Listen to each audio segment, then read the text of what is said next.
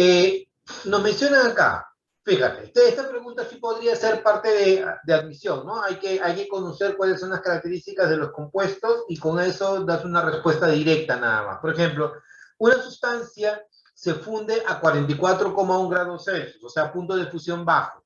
Ni sólido ni líquido conduce la electricidad, ¿ya? El 1. Una sustancia conduce bien el calor y la electricidad. Una sustancia se funde a 1410 grados Celsius y ni sólido ni fundido conduce la electricidad. Eso está recontradireccionado, ¿no? A ver, el segundo, a la mala. El segundo, ¿ah? El segundo. Metálico. Definitivamente. El segundo es metálico, ¿no? Entonces, de hecho, te vuela la letra D. Eso no va, ¿ya? Ahora, dice, una sustancia se funde a 44,1 grados Celsius. Chicos, 44,1 grados Celsius es una Es temperatura de alto. fusión baja o alta. Es baja. Debe ser molecular entonces. Claro, ¿no? Tú respondiste ahí covalente, ¿no? Sí, Covalente sí. respondiste. Recién me doy cuenta del punto de función. Claro, debes darte cuenta de eso, porque esto te marca, ¿no? O sea, 44,1. ¿Y sabes a qué le debes tener característica? Por ejemplo, Uni da mucha vuelta, ¿ya? Da mucha vuelta en el punto de fusión de los compuestos iónicos, ¿no? Los compuestos iónicos funden a temperaturas mayores de 400 grados Celsius. Y ojo, te tienes que saber de memoria. Si eres un alumno unidemia, te sabes de memoria cuál es el punto de fusión normal del cloruro de sodio. Dime, ¿cuánto vale el punto de fusión normal del cloruro de sodio? Oye, ¿no te sabes eso? Cuando entremos a electrólisis te lo voy a preguntar, ¿eh? ¿Cuál es el punto de fusión normal del cloruro de sodio? 800. 801 grados Celsius. Es el punto de fusión normal del cloruro de sodio.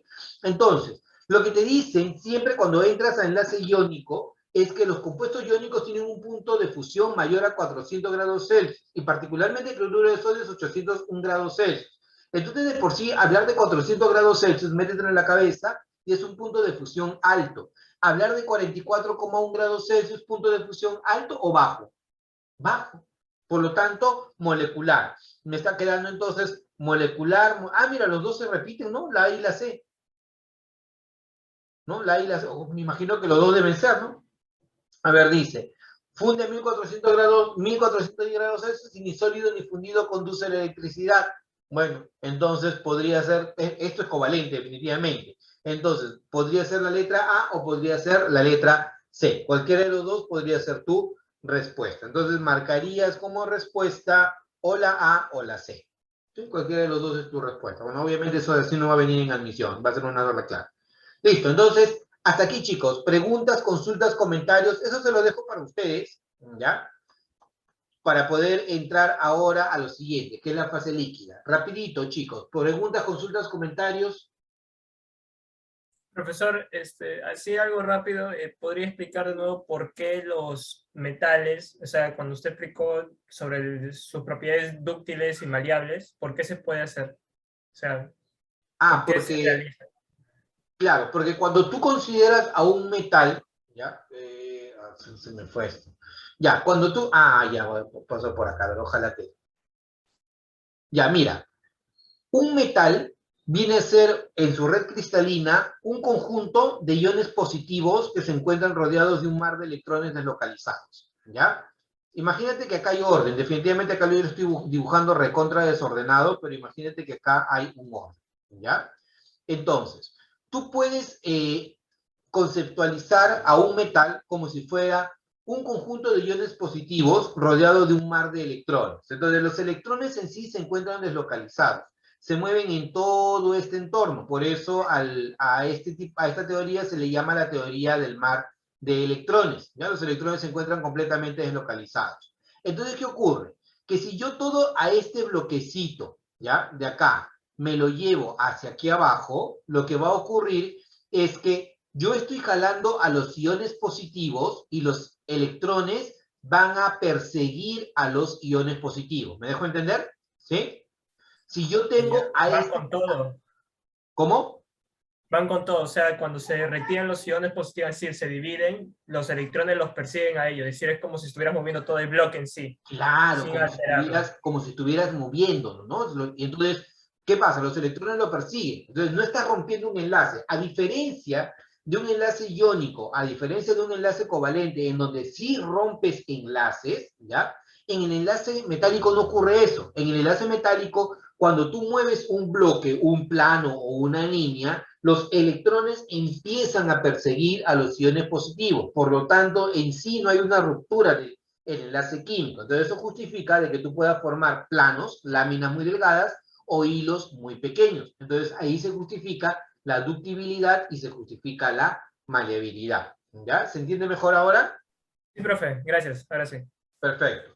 Listo. Entonces, ahora, si tienen alguna otra pregunta, consulten, aprovechen. Este es el momento. ¿Ah? No va a haber otro momento. Ya, entonces, bueno, salgo en verano ahí cuando ya entremos a la parte de repaso, si nos volvemos a ver. Ahora, en el estado líquido, chicos, ¿ya? El estado líquido es otro estado de agregación de la materia y vuelvo a repetir, UNI no te va a preguntar características particulares de los líquidos, valores de la viscosidad y todo, no. Lo que quiere UNI es que tú correlaciones fuerzas intermoleculares o fuerzas de los átomos en enlace con las características de la fase líquida, ¿ya? A nivel macro, cómo esas fuerzas moleculares o intermoleculares pueden justificar las propiedades de los líquidos. Entonces, en sí, lo que tendríamos que ver, y esto ya lo analizamos, ¿ya? Lo que tendríamos que ver es cómo se manifiestan las propiedades de los líquidos con respecto a las fuerzas intermoleculares. Y acá voy a parar un ratito, ¿ya? Paramos, hacemos una paradita acá en evaporación y ebullición, ¿ya? Primero, todo líquido se evapora a cualquier temperatura, ¿ya? Cerrado y firmado. Todo líquido se evapora a cualquier temperatura. No me importa qué líquido sea, todo líquido se evapora a cualquier temperatura. Por lo tanto, todo líquido va a tener una presión de vapor. Profe, ¿cómo es eso? Bueno, tú dejas un líquido suelto a la intemperie y vas a tener una fase líquida que va a estar en equilibrio con su fase vapor. Es como si tú tuvieras esto de acá. Mira, ve, la fase líquida en equilibrio, bueno, acá no en equilibrio, con su fase vapor. Vas a tener un vapor aquí en sí. Si es un sistema abierto, ya si es un sistema abierto, o sea, si no existe esto, el líquido se va a evaporar hasta sequedad. Si tú dejas, por ejemplo, la ropa húmeda en el cordel, ¿qué va a ocurrir con la ropa húmeda en el cordel al paso de un día o de 2 días? Se va a secar. Se va a secar.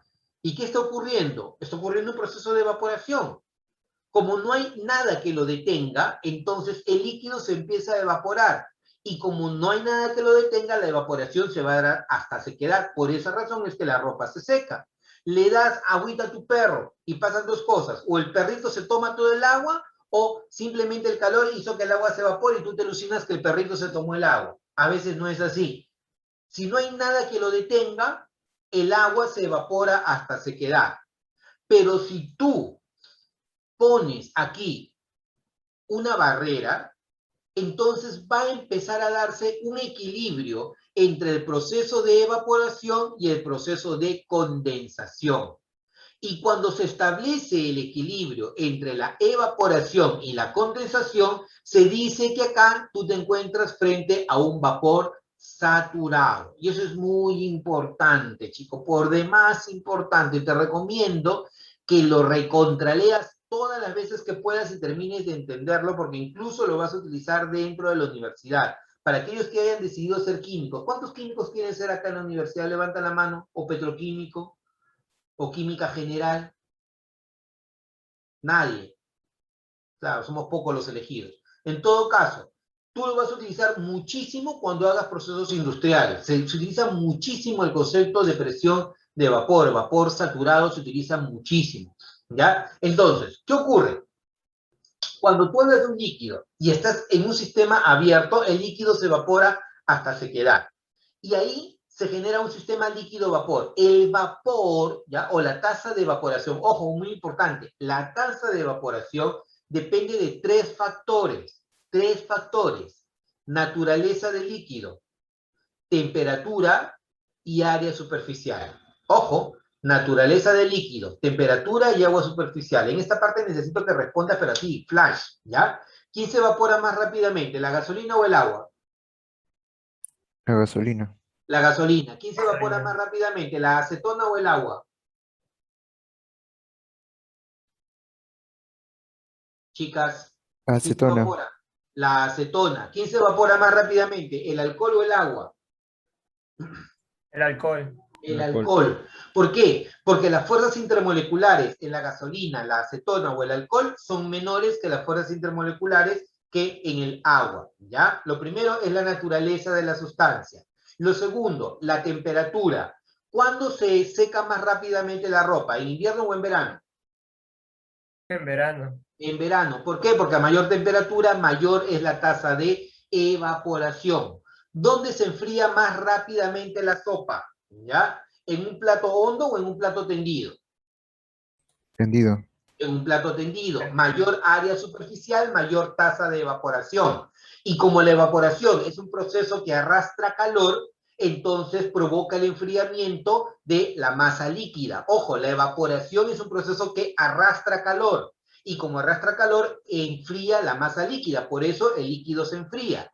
Tengo fiebre. ¿Qué te recomiendan? Utiliza alcohol o utiliza timolina y póntelo en la frente. ¿Por qué? Porque cuando tu cuerpo le transmita calor a la timolina o al alcohol, el alcohol se va a evaporar y el proceso de evaporación va a arrastrar calor de tu cuerpo y al arrastrar calor de tu cuerpo reduce tu temperatura, ¿de acuerdo? Entonces, la tasa de evaporación depende de 3 factores. ¿Cuáles serán los 3 factores, chicos? Naturaleza del líquido, ¿ya? Líquidos con altas o bajas fuerzas intermoleculares, la temperatura, a mayor temperatura, mayor tasa de evaporación, y el último factor es el área superficial. A mayor área superficial, mayor tasa de evaporación, ¿de acuerdo? Ahora, lo otro es que cuando tú tienes un sistema cerrado, se va a generar un equilibrio entre líquido y vapor. Y ese equilibrio entre líquido y vapor se va a generar una presión de vapor saturado a una temperatura dada. Ojo, importante, el agua se evapora a cualquier temperatura. Pero cuando la presión de vapor se iguala a la presión externa, el líquido hierve. Y se dice que esa temperatura es la temperatura de ebullición. ¿Cómo te das cuenta que un líquido hierve? Burbujea.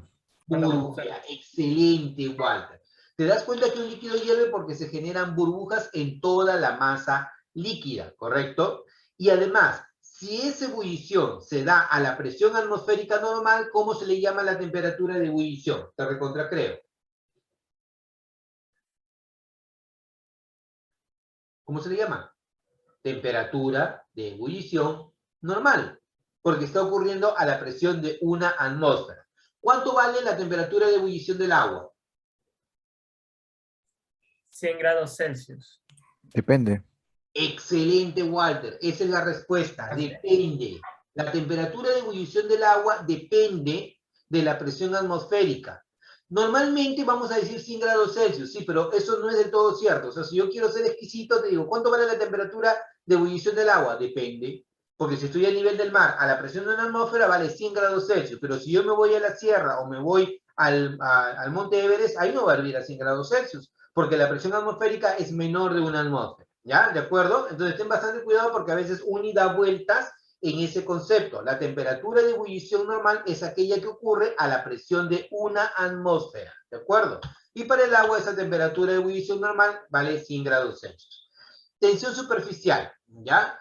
La tensión superficial me habla de aquella fuerza que se genera sobre la superficie de un líquido.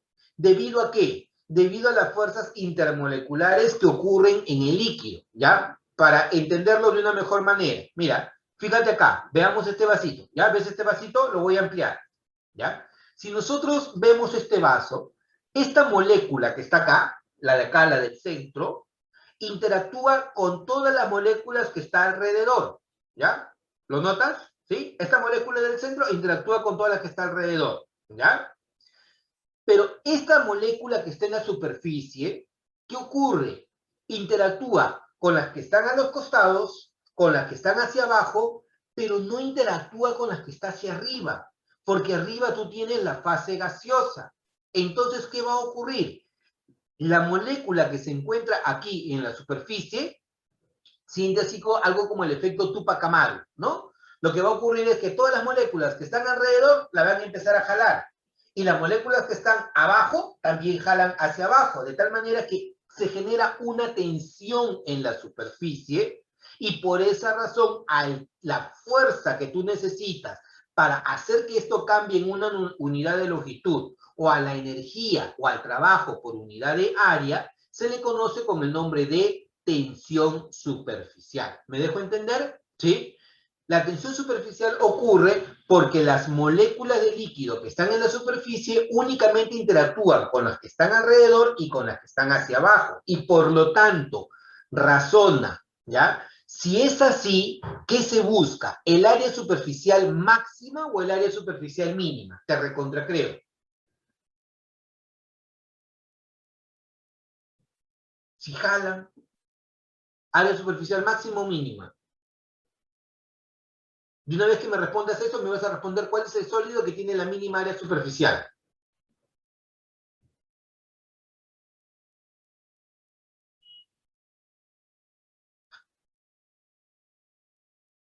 No, el área superficial mínima.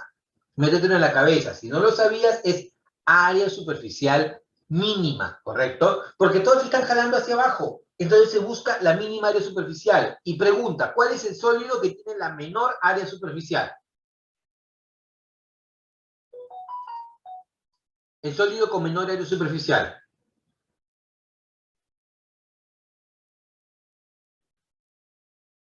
Nadie. La esfera. La esfera es el sólido con menor área superficial. Por eso las pompas de jabón, las burbujitas, ¿qué forma tienen? Esféricas. Esférica. Por eso cuando se rompe un termómetro, el mercurio que queda libre, las gotitas, ¿qué forma tienen? Esféricas. Esférica. Si no existiera la gravedad, si no existiera la resistencia del viento, las gotas del agua también serían esféricas, porque los líquidos siempre buscan la mínima área superficial, y la mínima área superficial corresponde a la de una esfera, ¿correcto? Entonces, tener en cuenta eso. Ahora, pregunta, ¿te quieres lucir, ya?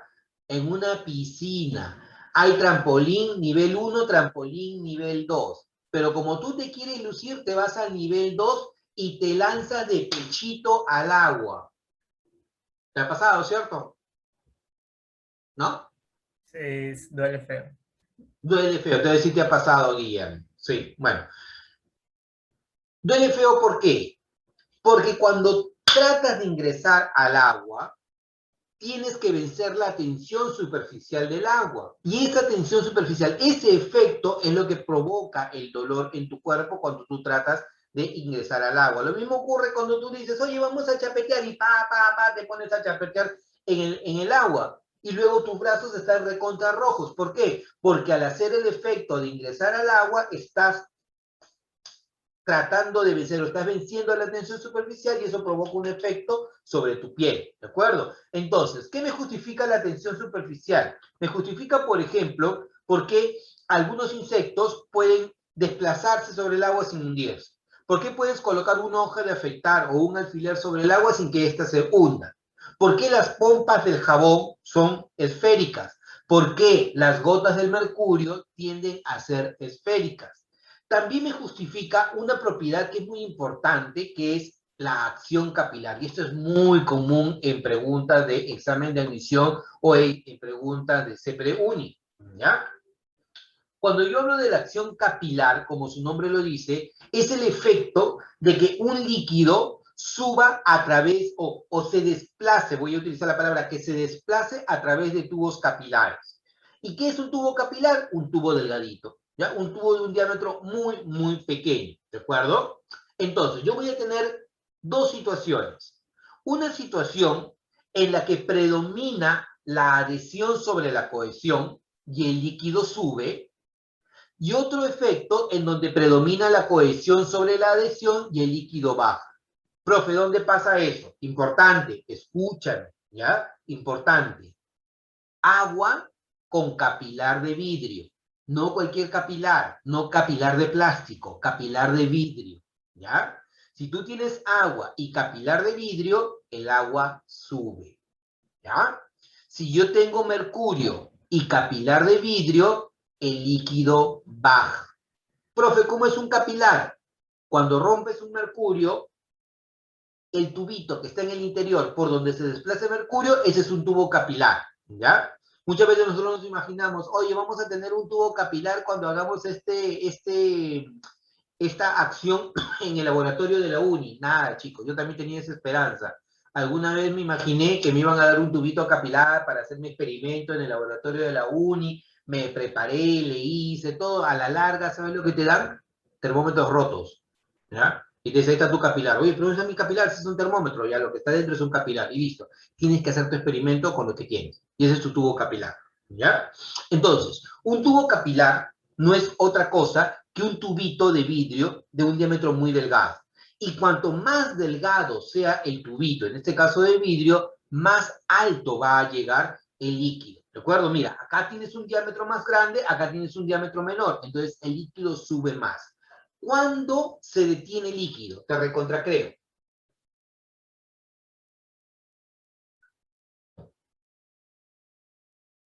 Alguien que esté iluminado. ¿Cuándo se detiene el líquido?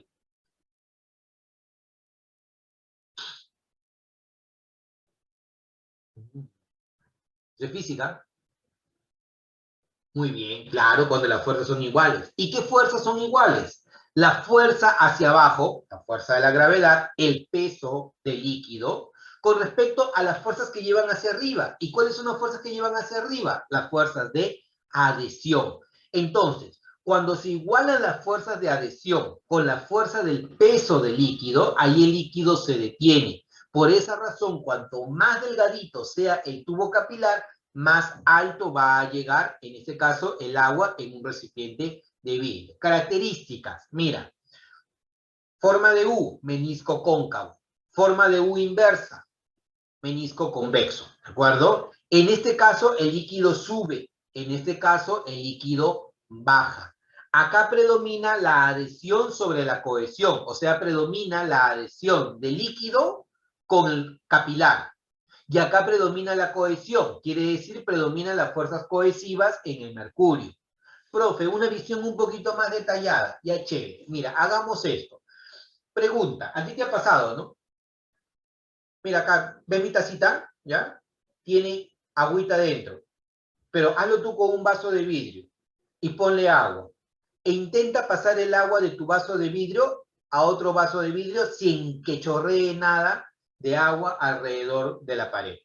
¿Se puede o no se puede? Te creo. ¿Lo has No se intentado? puede. Muy bien, Walter. Walter sí lo ha intentado. ¿A quién más lo ha intentado? ¿Alguien más lo ha intentado? Se me derramó toda en la mesa, sí me acuerdo. No, Se no te se derrama puede. toda la mesa. Claro. O sea, empieza a chorrear por las paredes, ¿cierto? ¿Por qué razón? Porque el vidrio y el agua interactúan por enlace puente de hidrógeno.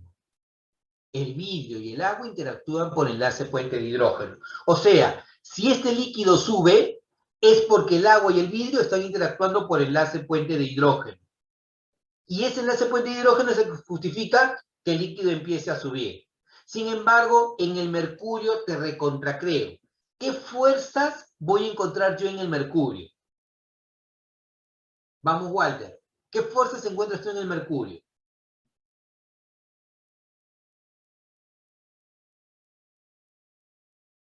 Guillermo, Fabián. ¿Qué La cosas? gravedad y adhesión, así No, no, como la del no, agua. en el mercurio, solo mercurio. Allá, metálico. El enlace metálico, excelente. Y yo te dije desde el inicio de la clase de enlace químico, siempre quién es más fuerte, enlace interatómico o enlace intermolecular. Interatómico. El interatómico. Y como el enlace metálico es interatómico, va a ser más fuerte que el enlace puente de hidrógeno. Por esa razón es que tú ves que el líquido baja. ¿Por qué razón? Porque se busca la mínima área superficial. Y por esa misma razón es que el menisco es convexo. Acá predomina la cohesión sobre la repulsión. Y cuanto más delgadito sea el capilar, más alto va a llegar el líquido. ¿De acuerdo? Eso lo debes conocer. Preguntas, consultas, comentarios, chicos. ¿Hasta aquí? Nada. Profesor, ¿puede definir, o sea, un poco más lento cómo funciona el área superficial. O sea, dependiendo de cómo actúa la fuerza, cómo debe actuar el cuerpo. No sé si me dejo entender. ¿Área superficial en qué parte? Hemos hablado en varios momentos de área superficial. Sí, por ejemplo, en el agua, al momento de reducirlo, aumenta, ¿no? O sea, aumenta la altura del agua y disminuye su área, ¿no? O algo así. No, no sé cómo explicarlo. Al momento de aumentar No, que disminuir el área Creo que se del... refiere porque al aumentar la superficie, la tasa de vaporización aumenta. en la tasa creo que él se refiere acá en la acción capilar más que en la tasa de evaporación. Sí, en la acción capilar. En la acción capilar. Claro, Ajá, es que claro, tú te refieres aquí al área, al diámetro, ¿ya? Ya, para claro. que me entiendas mejor. Mira, este es el diámetro, ¿cierto? ¿Ya? El diámetro. Sí, Y este es un diámetro menor, ¿ya? Si acá tú tienes, mira, por encima de esta línea, ¿ya? Por encima de esta línea, tienes una masa M, ¿ya? Una masa M, ¿ya? Esta masa M corresponde a este volumen, ¿cierto? ¿Sí? Al volumen de este líquido. Pero como acá tú tienes un diámetro menor, esta misma masa M subirá más o menos. Es directo. era más para complementar todo el volumen. Para complementar todo el volumen. ¿Por qué razón? Porque el diámetro del cilindro es menor. Y como tú tienes la misma masa y tienes el mismo volumen, entonces este volumen se reparte en una menor altura. En cambio, este volumen se reparte en una mayor altura. ¿Por qué? Porque el diámetro del cilindro es menor. Entonces, cuanto más pequeño sea incluso, más alto va a llegar. ¿Por qué razón? Porque es el mismo volumen, pero tienes un diámetro mucho menor. Entonces va a alcanzar una mayor altura. Así es como se explica esto de acá. Lo otro que debes tener en cuenta, y que sí lo puedes demostrar porque es matemática, es que el área superficial mínima corresponde a una esfera. Eso ya es geometría. A mí yo era pésimo en geometría, así que ya es cosa de ustedes que lo puedan demostrar o preguntar al profesor de geometría o trigonometría, que se demuestre que el área superficial mínima corresponde al de una esfera. ¿Ya? Entonces, yo creo que por ahí va. Si tienen alguna otra consulta o pregunta, con toda la libertad, chicos. ¿Ya? Ahora, la viscosidad, importante. La viscosidad me habla de la resistencia que ofrece un fluido para desplazarse. Escúchame. La resistencia que ofrece un fluido a desplazarse. Un fluido. Y cuando hablamos de fluidos, ¿de quiénes estamos hablando? Líquidos y gases. Excelente, Walter. Líquidos y gases. Pero como tú no te vas a complicar la vida y como el examen de admisión está diseñado para mortales, ¿ya? Vamos a considerar únicamente la fase líquida. Ojo, la fase líquida. Cuando hablamos de la fase líquida, el incremento de la temperatura disminuye la viscosidad. Ten mucho cuidado, ¿ya? Porque a veces los conceptos en los libros no están del todo correctos. La viscosidad no es la resistencia que ofrece un líquido a fluir, es la resistencia que ofrece un fluido a fluir. Y cuando hablamos de un fluido, podemos hablar de un líquido o de un gas. Y para efectos de examen de admisión, lo que te van a pedir analizar es el efecto que ocurre en un líquido. Profe, ¿o sea que en un gas es diferente? Sí, pero ese es un punto aparte. Eso ya cuando estés dentro de la universidad llevando tu curso de mecánica de fluidos o de repente transferencia de cantidad de movimiento, ahí lo vas a ver. Pero por ahora, para efectos de examen de admisión, concéntrate en el líquido, ¿ya? La viscosidad de un líquido va a depender de tres factores: la naturaleza del líquido, el tamaño y las formas de las moléculas y la temperatura. ¿Quién es más viscoso o qué líquido es más viscoso? ¿El agua o la miel de abeja? La miel de abeja. La miel de abeja. ¿Qué líquido es más viscoso? ¿El agua o el aceite lubricante? El aceite. El aceite lubricante. ¿Por qué? Porque las fuerzas intermoleculares en el aceite lubricante son mucho mayores que las del puente de hidrógeno, naturaleza del líquido. ¿Ya? Forma y tamaño de las moléculas. Cuando las moléculas son muy largas, ¿ya? El líquido tiende a ser muy viscoso. Cuando las moléculas son muy pequeñas, el líquido tiende a ser muy fluido. Cuanto más largas las moléculas, mayor viscosidad.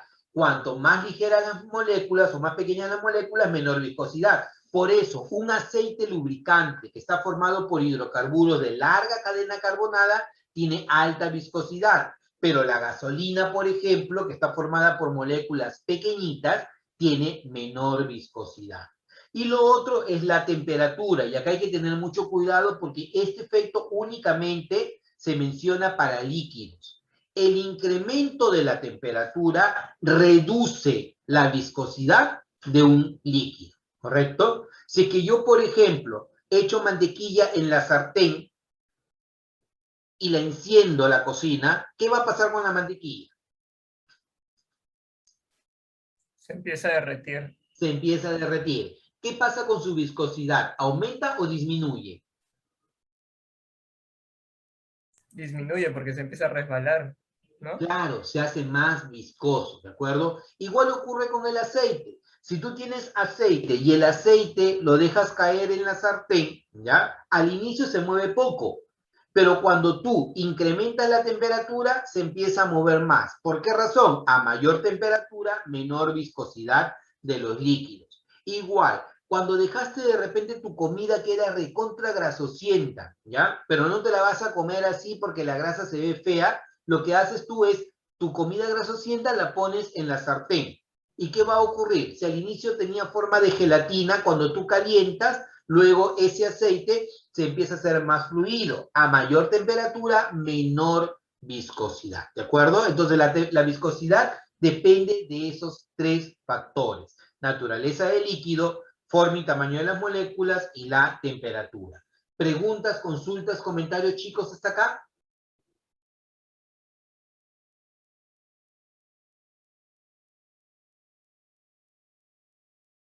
Todo claro, profesor. Muy bien, listo. Pregunta, respecto a los líquidos, indique lo incorrecto. Tendencia de la sustancia de conservar su volumen sin mantener su forma. ¿Verdadero o falso? Verdadero. Verdadero. Los líquidos presentan la isotropía. ¿Verdadero o falso? Isotrópicos, regulares. ¿Verdadero o falso? Verdadero. Verdadero. Las moléculas en el líquido se encuentran cerca una de la otra. ¿Verdadero o falso? Verdadero. Verdadero, se tocan las moléculas, ¿no? En el estado líquido, las fuerzas de cohesión y repulsión toman valores similares. ¿Verdadero o falso? Verdadero. Verdadero, ¿no? Las fuerzas de cohesión y de repulsión son de magnitud similar. Las moléculas de líquido se mueven todo el tiempo y se les puede comprimir en gran magnitud. ¿Verdadero o falso? Falso. Falso. No se les puede comprimir porque las partículas se tocan entre sí. Hay muy poco espacio vacío. Y al haber tan poco espacio vacío, tú no puedes acercar a las moléculas. Por esa razón, los líquidos se consideran prácticamente incompresibles. ¿De acuerdo? Entonces, marcarías como alternativa aquí la letra E. Esa sería tu respuesta. Siguiente, respecto a la tensión superficial. Los líquidos con interacciones moleculares intensas presentan tensiones superficiales elevadas. ¿Verdadero o falso? Al ojo. Verdadero. Verdadero. Verdadero. Mayores fuerzas intermoleculares, mayor tensión superficial.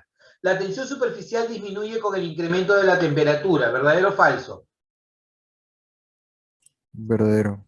Verdadero, porque al incrementar la temperatura se reducen las fuerzas intermoleculares, entonces por lo tanto se reduce la tensión superficial.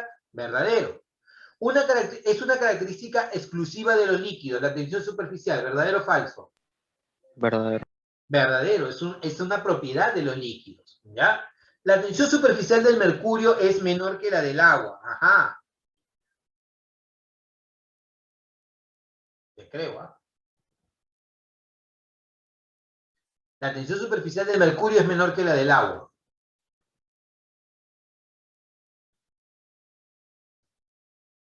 ¿Verdadero o falso? Falso, ¿no? El mercurio es uno de los líquidos que tiene la mayor tensión superficial, porque sus fuerzas intermoleculares son las más intensas, ¿correcto? ¿Qué fuerzas vas a encontrar en el mercurio? Estoy hablando de fuerzas intermoleculares, no son intermoleculares. ¿Qué fuerzas vas a encontrar en el mercurio que Metálicos. justifican? ¿Cuál? Metálicos. El enlace metálico, perfecto. Se denomina tensión superficial a la resistencia de un líquido al aumento de su área superficial. Sí, eso es correcto, ¿no? Cuando tú, por ejemplo, quieres, estás chapoteando, lo que estás haciendo es romper la tensión superficial y esa tensión superficial es lo que va a provocar el efecto de que te duela el brazo, ¿ya? Entonces, alternativa, la letra D, tu respuesta. Siguiente, respecto a la acción capilar, ¿ya? La acción capilar es el ascenso o descenso espontáneo de un líquido dentro de un tubo estrecho, o sea, de bajo diámetro. Se denomina fuerza de adhesión a la fuerza entre el líquido y la pared del recipiente. Si la fuerza de adhesión es mayor que la de cohesión, el menisco es cóncavo, ¿ya? Si la fuerza de adhesión es menor que la de cohesión, el menisco es convexo. Y por último, una sustancia no polar, como el mercurio, forma menisco cóncavo. ¿Qué marcarías ahí como respuesta?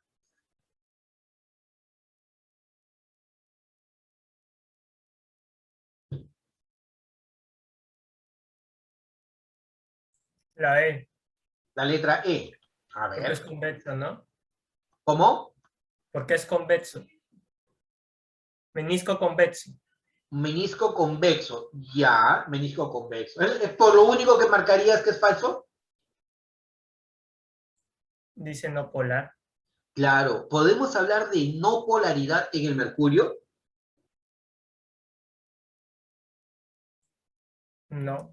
Sí, ¿Por creo qué que no? tiene Porque presenta parecido. enlaces metálicos. Porque tiene enlace metálico. O sea, prácticamente si esto fuera una pregunta de admisión, te está empujando a que esa sea tu alternativa falsa, por donde la veas.